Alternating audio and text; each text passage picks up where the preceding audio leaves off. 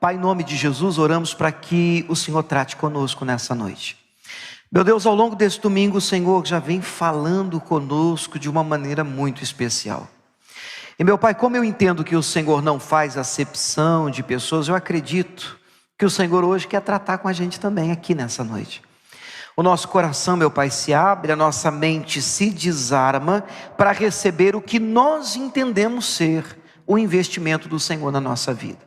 Você pode orar comigo dizendo: Senhor Deus, fala comigo, Pai, através da Tua palavra, alcança a minha vida, ministra o meu coração, em nome de Jesus. E quem crê diga amém. Amém. Gente, pela manhã, eu dei uma palavra aqui, e eu vou pedir a você, que tiver um pouquinho, que se pelo menos o tema mexer com você, que por favor dê uma olhada nessa mensagem que foi ministrada, está gravada, está no YouTube da igreja, e provavelmente a partir de amanhã eu vou colocar isso lá no YouTube, no meu canal também. Eu gostaria que você desse uma olhada. A mensagem que eu ministrei hoje pela manhã é sobre a igreja com que Deus sonha. A igreja com que Deus sonha. Vale muito a pena você ouvir essa mensagem. Por que eu estou dizendo isso para você? Porque obviamente não vai ser essa agora. Vindo para cá, tenho uma palavra no meu coração, eu preciso compartilhar isso com vocês. E eu entendo que essa mensagem de agora acaba complementando o que foi ministrado de manhã. Então, de alguma maneira, vocês acabam sendo duplamente abençoados, porque vocês têm já aquela gravada e vocês têm uma mensagem que vai se completar, vai ficar assim legal se você entender o que foi ministrado pela manhã. Estão comigo, irmãos? Quem está me entendendo, diga amém. Isso é importante. Então abra sua Bíblia em segunda carta de João. Não é o Evangelho. Evangelho é Mateus, Marcos, Lucas e João. Não é isso, é no finalzinho da Bíblia, são as cartas. É até mais fácil você fechar a Bíblia e vir de trás para frente. Qual que é o último livro da Bíblia? Apocalipse. E antes de Apocalipse? Ah, pastor, aí não vale, né, pastor? Judas. E antes de Judas? As cartas de João. Pronto. Você vai abrir na segunda carta de João, no capítulo 1, verso 8. Segunda carta de João, capítulo 1, verso 8. E diz assim a palavra de Deus: olhai por vós mesmos, para que não percamos o que temos ganhado.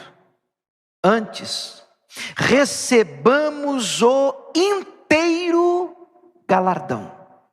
Galardão é a recompensa. Amém?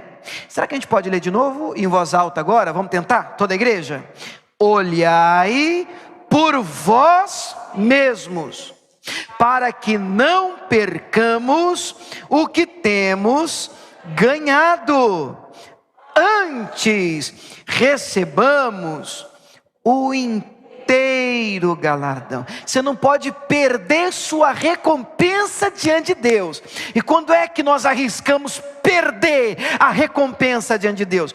Quando a gente não vigia, quando a gente não olha, não é para o outro, quando a gente não olha para nós mesmos. Tem algumas coisas que nós precisamos analisar em nós, e isso precisa ser feito, observado, ter cuidado conosco, com nós mesmos. Para quê? Para você não perder o que você já ganhou de Cristo. Quer dizer que isso pode ser perdido, isso pode sair pelos vãos dos dedos. E aí eu vindo para cá, eu pensei assim, interessante, né? A gente tem que vigiar, cuidar da gente, para a gente não perder o que Deus deu. E é tão fácil perder. Eu fiquei pensando, só tem uma coisa que é difícil perder, é peso. Irmão, quando o assunto é quilo, é mais fácil ganhar. Agora o resto tudo, dinheiro, irmãos, para perder, é a sua fé, é o seu ânimo, é o seu entusiasmo, é a sua alegria. Para perder, é daqui para lá. Aí vem o Senhor, o Espírito Santo, na vida de João, e está dizendo assim para a gente: olha, você tem que olhar por você. E parece uma palavra egoísta, mas eu preciso que você entenda isso no início. A Bíblia vai dizer que um cego não pode guiar outro cego. Então é importantíssimo para Deus que você esteja bem, para que você possa ser bênção na vida de outra pessoa. Porque se você não estiver bem, você não vai ser bênção na vida de outra pessoa. Não tem como. Ninguém pode dar aquilo que não tem. Então vem o Senhor e diz: olha, você quer começar cuidando de alguma coisa, olhando de alguma coisa, tendo cuidado de algo, comece cuidando de você mesmo. E me lembrei dos voos, essas idas de Cuiabá, vai e vem, às vezes dentro do avião, senta, de vez em quando é um monitorzinho, de vez em quando ainda tem a tal da aeromoça que vem, pega um cintinho na frente e diz: muito bem, você está na aeronave, para fivelar o cinto, puxe, trave. Em caso de despressurização, máscaras cairão automaticamente na sua frente. Puxe para liberar o fluxo de oxigênio. Gravei o negócio, irmão. Coloque primeiro em você. E depois você ajuda a pessoa do seu lado. Parece egoísta, né? O cara do lado está... Primeiro você. Ajeitou, puxou, tá legal, tá respirando. Então agora você tem condição de ser bênção na vida de alguém. Porque você e o outro enrolou. E o que tem às vezes na igreja é a pessoa mal, sangrando ruim, sem cuidar de si, querendo cuidar dos outros. Então só quem foi cuidado pode cuidar. Vamos repetir isso, igreja? Só quem foi cuidado pode cuidar. Só quem está sarado pode sarar. Glória a Deus. Vamos de novo. Só quem está sarado pode sarar. Se está sangrando, se está com problema, se está mal, se está chateado, está magoado, está ruim, está aflito, então você precisa melhorar, tratar, estar bem. Agora eu estou legal, agora eu estou bacana, agora eu estou no prumo, então agora eu posso ser bênção na vida de outra pessoa. Quem está comigo, diga amém. Lucas capítulo 17, verso 3. Lucas, ainda ao meio da revista e corrigida, Lucas 17, verso 3. Diz assim, olha como é que começa o texto de novo. E é a mesma frase. Olha só, vamos comigo? Pode ser? Toda a igreja? Olhai por vós mesmos. De novo. Olhai por vós mesmos. Só que agora vamos dar uma olhada no contexto em que isso é dito. Olhai por vós mesmos. Se o teu irmão pecar contra ti, as pessoas pecam contra a gente? As pessoas erram com a gente? Eu até achei que vocês iam fazer assim.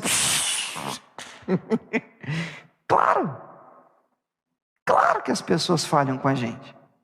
Mas se teu irmão falhar com você, o que provavelmente se já aconteceu, ou talvez esteja acontecendo, provavelmente se você está aqui no fantástico mundo encantado de Bob, para quem é do meu tempo conhece o desenho, você provavelmente vai perceber que é inevitável você passar por essa vida e principalmente ser igreja sem você ter algumas dificuldades de relacionamento.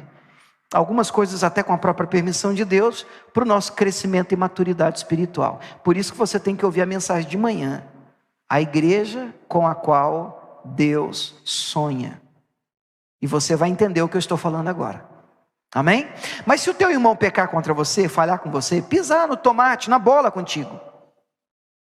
O texto diz, está aqui a receita. Repreende-o.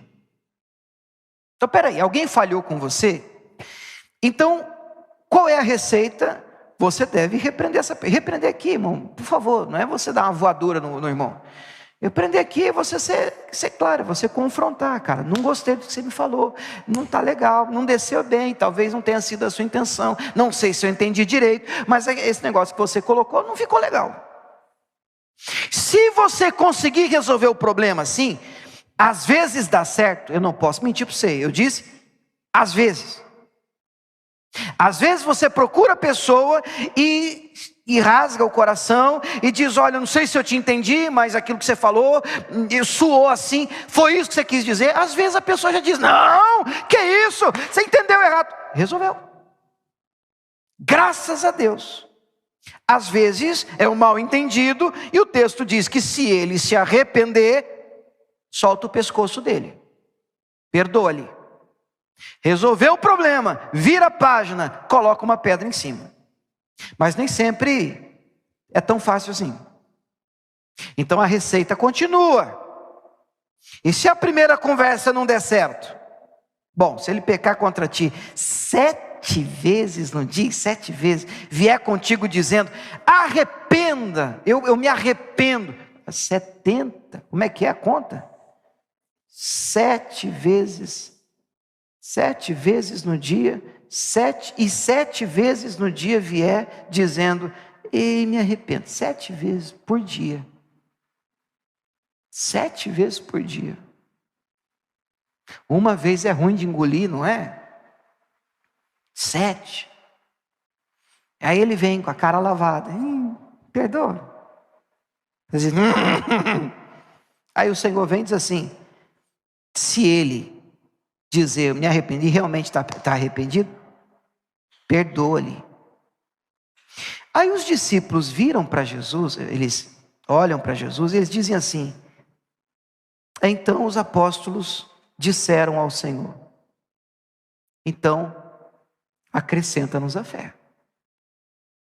Então o Senhor aumenta a fé da gente. É interessante o contexto em que isso é dito, porque tudo começa com a frase: tenha cuidado de ti mesmo. Cuida do seu coração. Cuida da sua fé, da sua caminhada com Deus. E aí ele conta uma história do outro errar com você. Peraí, mas o cuidado não é comigo? Exatamente. Porque pessoas falharão conosco e isso vai trazer danos, provavelmente pode trazer danos para a nossa fé, se a gente não cuidar da gente mesmo.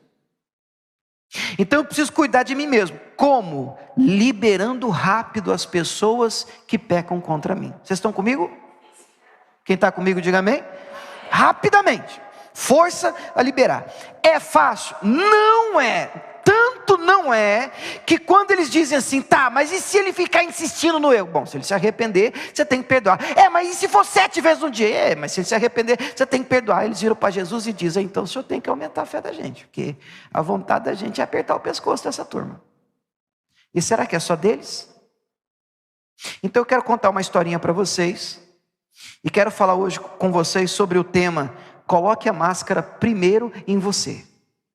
E eu não estou falando do mascarado no sentido pejorativo ruim, eu estou falando do exemplo que eu citei, do avião. Colocar a máscara primeiro em você é o mesmo que afirmar: cuide de você mesmo. Você precisa estar bem para ser bênção na sua casa. Você precisa estar bem para ser bênção na sua família. Você precisa estar bem para ser bênção na sua igreja. Você pode dizer amém? Você tem que estar bem, você tem que estar bem. Então eu vou contar uma historinha para vocês, bíblica, e é a história do profeta Jonas. Você vai abrir a sua Bíblia agora em Jonas capítulo 1, e nós vamos hoje resumir a história de Jonas. A história de Jonas é curta, são 4 capítulos, obviamente, a gente não tem como ler os 4 aqui, mesmo sendo curtinho, pequenininho. Mas numa sentada na sua casa, depois da janta, dá para você ler o livro de Jonas. Fala amém, só para dizer que eu vou acreditar que você vai ler, né? Uma sentada, você passa os olhos e já pronto, você já leu o livro de Jonas.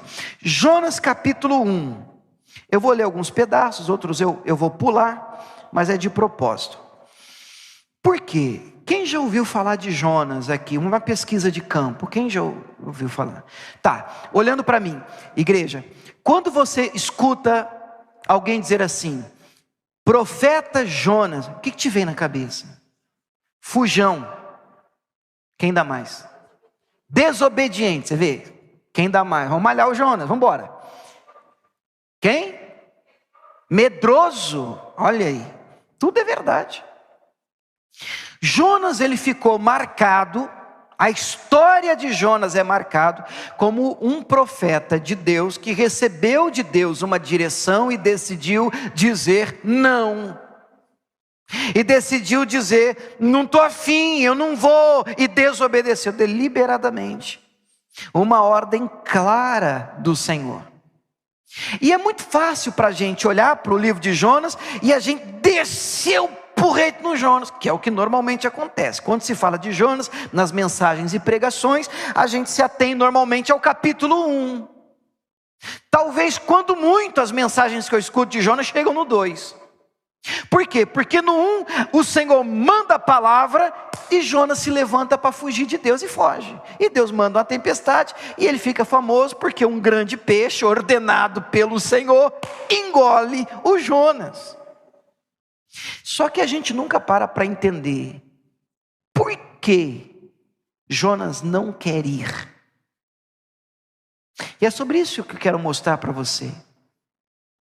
Que se a gente não tomar cuidado, tem em cada um de nós um Jonas dentro do nosso coração.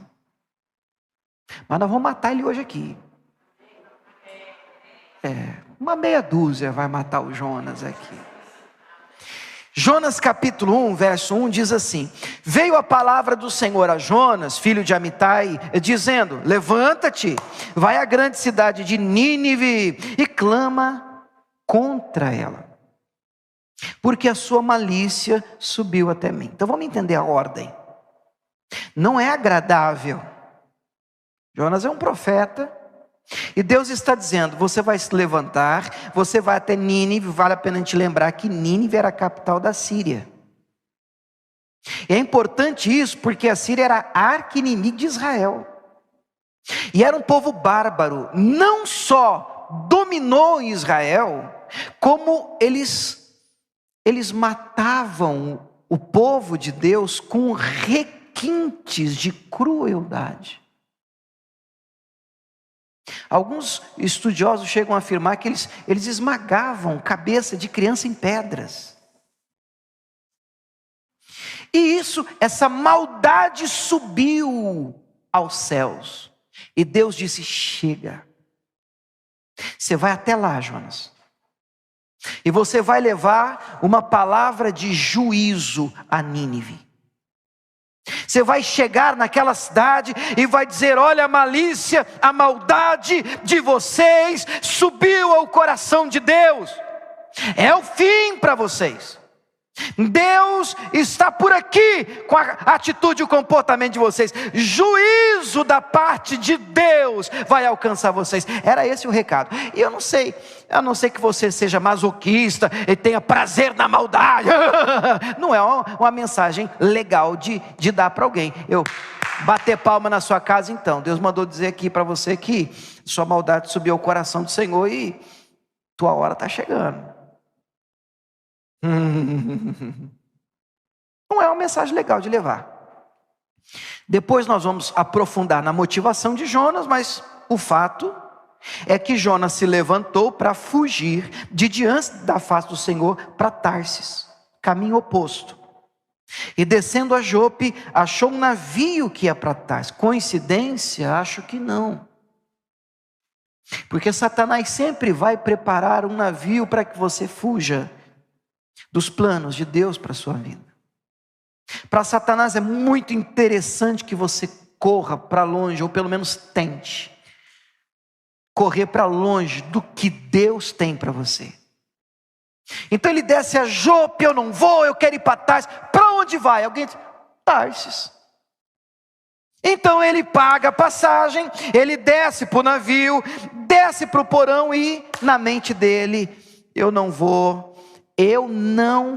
para Nínive, eu não prego para aquele povo, eu não vou, e não tem quem faça eu ir. Entra no navio e agora ele está no porão. O texto vai dizer, na altura do versículo 4, que o Senhor mandou ao mar. Escute, não é Satanás. Sua Bíblia está assim também? A minha Bíblia diz: o Senhor mandou ao mar um grande vento e fez no mar uma grande tempestade. Por que é importante isso? Porque tem tempestade na vida da gente que é Satanás. Aí você corre para a igreja, faz a sua campanha, pede oração e Deus dá o livramento. Mas tem tempestade na vida da gente que é porque a gente está no vermelho. É porque nós estamos em falta com uma direção de Deus. E escute, irmãos, e quem erra, sabe que erra.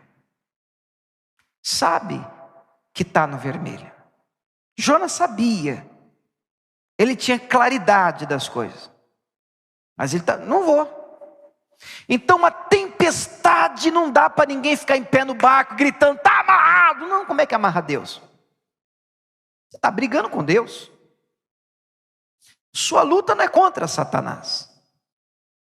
É contra uma direção que você não quer obedecer. Então ele está lutando, aquela tempestade, ele está lá no porão, balança, mas eu não vou. Esse cara é profeta. Esse cara é crente. Sabe o que isso fala comigo?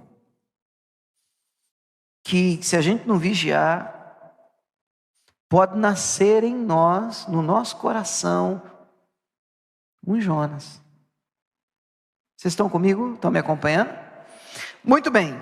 O texto vai dizer que lá na altura do versículo 11, vamos por 11, mandam ele orar, o pessoal fica desesperado, os marinheiros, meu Deus, de quem que é a culpa e tal, lançaram sorte, unidune, eu não sei se era assim não, eu sei que o escolhido foi Jonas. Aí eles viram para o Jonas, declara, conta para gente, o que você está aprontando? Aí a resposta do Jonas está no verso 11, eles perguntam, o que a gente faz? Agora que você está contando para a gente aí que o problema é você, o que a gente faz para que o mar se acalme? E no versículo 11 diz, que faremos? O mar se engrossava cada vez mais. E o Jonas responde, já sei. Levantai-me, lançai-me ao mar, e o mar se aquietará. Escute agora, porque eu sei que por minha causa sobreveio essa grande tempestade. Não dá vontade de bater? Se você está no barco com esse cara, não dá vontade de bater nele? Depois tudo bem, eu sei que vocês são crentes demais, não querem falar, mas eu bateria. Você está com um cara no navio, você já jogou sua prosdóximo no mar, você já se livrou da Brastemp, o fogão, a televisão 50 polegadas, porque a Bíblia diz que eles aliviaram o navio da carga, para tentar salvar o navio, para ver se dava jeito, não conseguiram. Aí eles lançam sorte e descobrem que a culpa é de Jonas. Aí eles perguntam para o Jonas, confrontam o Jonas, e o Jonas diz, eu sei. Olha que cara de pau.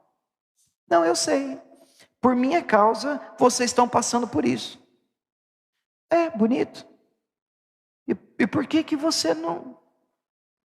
E por que você não arruma esse negócio? Você vai ver, nós estamos morrendo, e você sabe que a culpa é tua, e você não fala nada. Então qual é a saída? Ó a saída. Vocês me lançam, me levantam e me jogam fora do barco. Vocês estão enxergando o veneno escorrendo na boca do Jonas? Porque o diagnóstico é preciso. A culpa é minha, eu estou no vermelho com Deus, eu sei que é por minha causa. Qual o antídoto, o remédio? Bom, se eu estou no vermelho, eu vou pedir perdão, eu vou me consertar e a tempestade vai passar. Mas o coração do nosso amigo Jonas não. Eu estou no vermelho e é o seguinte, eu vou continuar no vermelho. Porque lá eu não vou.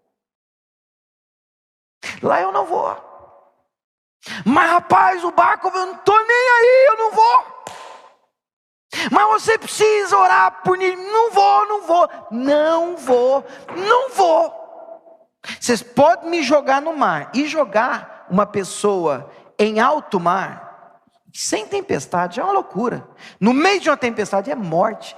Esse cara está dizendo, eu morro, mas eu não vou. Vai ter um coração ruim assim longe. Longe. Mas se a gente não vigiar, pode existir um Jonas dentro de nós.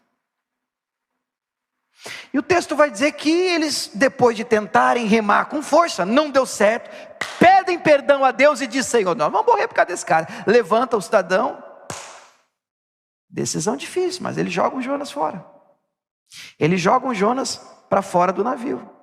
Mas lá na altura do 17, do capítulo 1, preparou, pois o Senhor, um grande peixe. Tem gente que fala baleia, a Bíblia não diz baleia, diz o peixe era grande. Para que tragasse Jonas, e o Jonas esteve 3 dias e 3 noites nas entranhas do peixe. Vem comigo. Pegam o Jonas. Estão para jogar o Jonas fora. Já viu jogar o cara na piscina? Ei, lá vai! E o Jonas joga que eu não vou. Não teve jeito. E ele jogou ele. Eu fui, não vou. Tá ruim o negócio. Lá vem a baleia ou o peixe. Irmão, se vem um peixe na minha direção e abre uma boca dessa, eu oro na hora. Mas na hora, eu vou, na hora.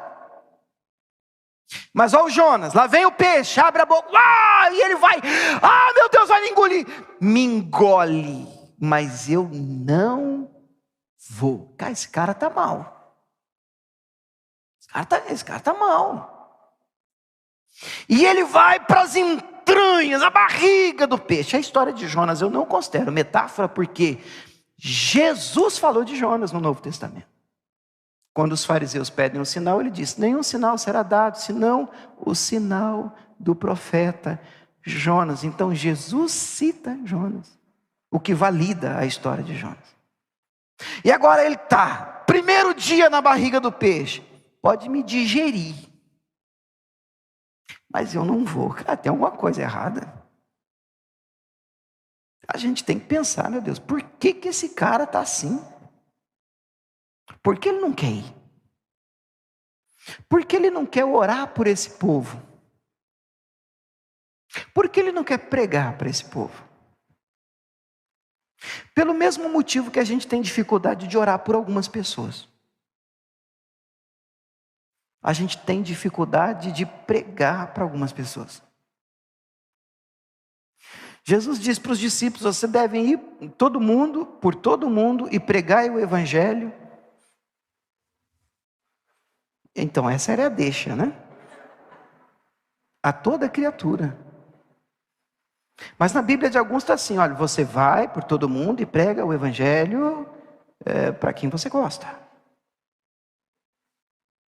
E para aqueles que te fizeram mal e te prejudicaram, manda para o inferno. Manda para longe de você. E esse não é propósito de Jesus. Então por que Deus insiste com Jonas? Poxa, Deus podia usar, você não quer ir, eu vou mandar outra pessoa. Mas na verdade, Deus está interessado em transformar e salvar o Jonas. Eu olho para o livro e digo: o problemático da história é o Jonas. E depois de 3 dias na barriga do peixe, quem está comigo, diga amém. 3 dias na barriga do peixe. 3 dias. Capítulo 2, verso de número 1. Já entramos no capítulo 2, são 4 capítulos. Capítulo 2, verso 1 diz assim: e orou Jonas ao Senhor, seu Deus, das entranhas do peixe. Diga aleluia. Até que enfim, Jonas, 3 dias. Ele está lá: se você não vai dar, tá bom. Deus, então eu vou. Depois de 3 dias na barriga do peixe. E porque ele aceitou, o último versículo é o 10 do capítulo 2. Capítulo 2, verso 10 diz que falou, pois, o Senhor ao peixe, e ele vomitou Jonas na terra. Era só isso que Deus queria, que ele dissesse: sim, eu vou obedecer. E na hora que ele ora, depois de 3 dias, tá bom, eu vou obedecer, Deus, beleza, peixe, pode vomitar, libera o Jonas, para ele cumprir a missão dele. E o peixe vomita, cospe o Jonas. E agora começa o capítulo 3, muito igual ao 1. O 3, verso 1 vai dizer assim: e veio a palavra do Senhor, com essa diferença, segunda vez a Jonas, dizendo: levanta e vai à cidade de Nínive. Foi assim no capítulo 1. A ordem continua mesmo: vai lá, prega contra ela, a pregação que eu já te disse, eu já te dei. Vai lá levar a palavra para eles. E lá vai o nosso pregador. Levantou-se e foi para Nínive, segundo a palavra do Senhor. E Nínive era uma cidade grande, 120 mil habitantes mais ou menos, de 3 dias de caminho. 3 dias você demorava para cruzar a cidade inteira. 3 dias caminhando, cidade grande, para a época, para os padrões da época. E no versículo 4 o texto diz que começou Jonas a entrar pela cidade, caminho de um dia, e pregava e dizia: ó a pregação, ó a mensagem do Jonas, ó gente, ainda 40 dias e Nínive será subvertida. Eu olho para esse texto e digo assim: pensa num pastor ruim, para longe daqui. Pensa num cara pregando com má vontade, Jonas. Ele entra na cidade e a pregação dele é mais ou menos essa: é 40 dias, 40, eu não vejo a hora, rapaz, Deus vai acabar com a raça de vocês. 40 dias e Nínive será subvertida. Só que o negócio acontece quando a gente prega a palavra. Deus age. Glória a Deus. Amém ou não amém? É claro que o nosso glória a Deus vai depender. Porque o texto vai dizer no versículo 5 que os homens de Nínive creram em Deus. Ai, que droga. Deu certo. Proclamaram um jejum, vestiram de pano de saco, se arrependeram, pediram perdão, se voltaram para Deus. E por essa ele não esperava. Ou na verdade, ele até esperava e por isso ele não queria ir. Quem está comigo diga amém. Ele conhece Deus. Ele sabe que Deus perdoa o pecador. Só que tem pecador que a gente não quer que seja perdoado, porque ele pecou contra a gente. Não, tudo bem, o bandido que pecou com Joaquim, beleza, Deus perdoa, mas não, errou comigo? Para ele eu não prego, por ele eu não oro. Então Deus engole Jonas em uma situação até que ele se curve, e contrariado ele diz: ainda 40 dias e Nínive será subvertido. E o povo recebe uma palavra com uma má vontade. Para mim, irmãos, essa é a prova de que quem faz é Deus. Porque eu vou te falar, se dependesse da pregação da boa vontade do Jonas, a igreja de Nínive acabava. Mas ele entra naquela cidade, vocês vão ver, Deus, e o povo disse: o quê? Rasgaram as vestes, jejum, até os animais ficaram sem comer, todo mundo jejuando. E Deus viu. E no versículo de número 10, Deus viu o arrependimento, as obras deles, como se converteram do seu mau caminho. E Deus se arrependeu do mal que tinha dito que lhes faria, e não fez. Deus havia dito que iria destruir e matar todo mundo. E agora diz: o pessoal se arrependeu. Agora eu vou salvar todo mundo. Glória a Deus. Para o Jonas não. Porque no versículo seguinte, capítulo 4, verso 1, que é o último capítulo, começa assim: mas desgostou-se Jonas extremamente disso, e ficou todo ressentido. Do que ele se desgostou? O pessoal se arrependeu, e Deus perdoa aquele povo. Quando ele entende, Deus diz: não vou mais acabar com eles não, eu vou salvá-los. Jonas manifesta, o nosso profeta, o nosso pastor de coração endurecido, ele diz o quê? Não vai mandar um raio na cabeça dessa turma? Não vai matar nem meia dúzia? Depois de tudo que eles fizeram, vai ficar assim, de grátis? Como é que é isso? Eu não aceito um negócio desse. Como que assim perdoa? Não dá. E no verso de número 2, ele ora. Olha a oração desse profeta, desse pastor. Que oração ruim, bichada. Ele diz: vê se dá para começar uma oração assim. Um A e um ponto de exclamação. Senhor, não foi isso que eu disse estando lá na minha terra? Agora ele abre a caixa de ferramenta.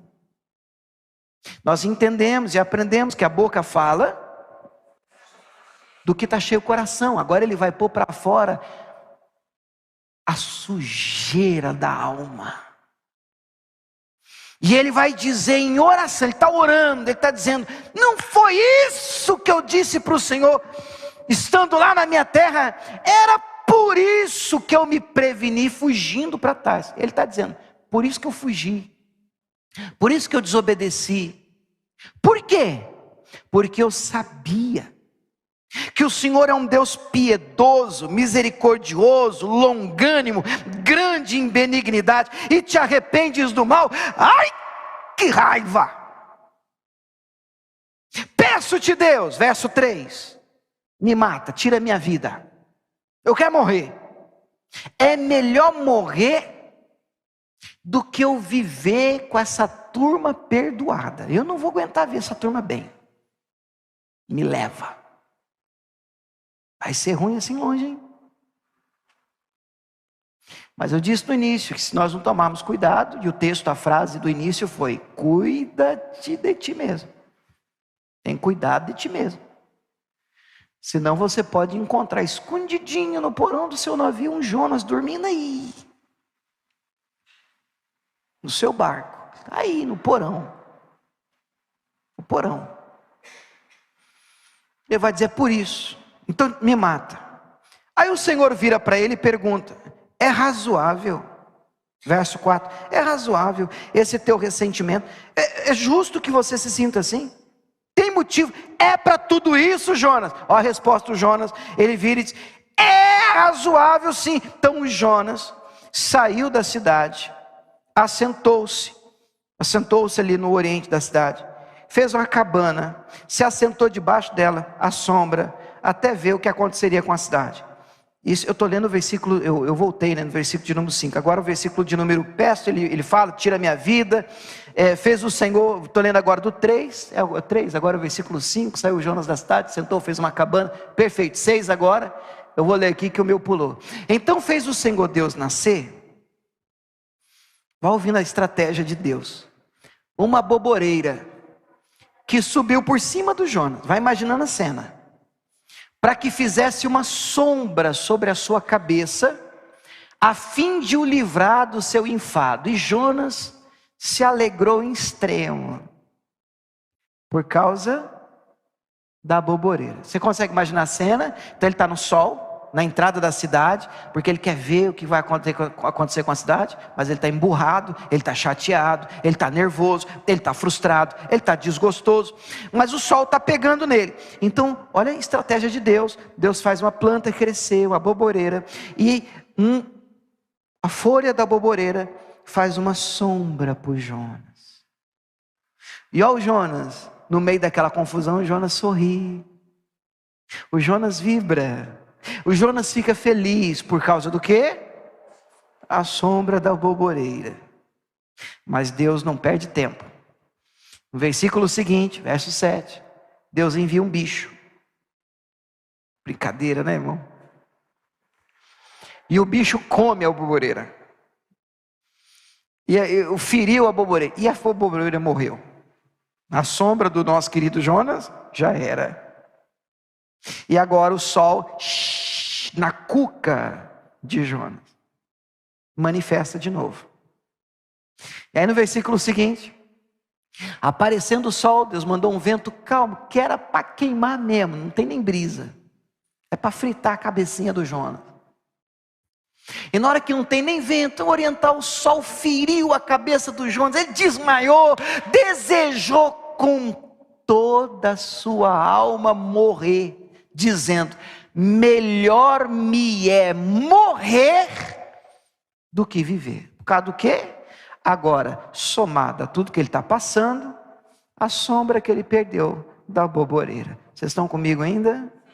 Vai ouvindo. Então, versículo seguinte: disse Deus a Jonas: é acaso razoável que assim te enfades por causa de uma boboreira? É justo você sentir isso por causa de uma planta? O que o Jonas responde? Ele disse: é justo sim que eu me enfade a ponto de desejar a morte. É justo sim, o senhor queimou, matou, e minha boboreirazinha acabou com a minha sombra. E Deus pega o Jonas nas palavras do próprio Jonas.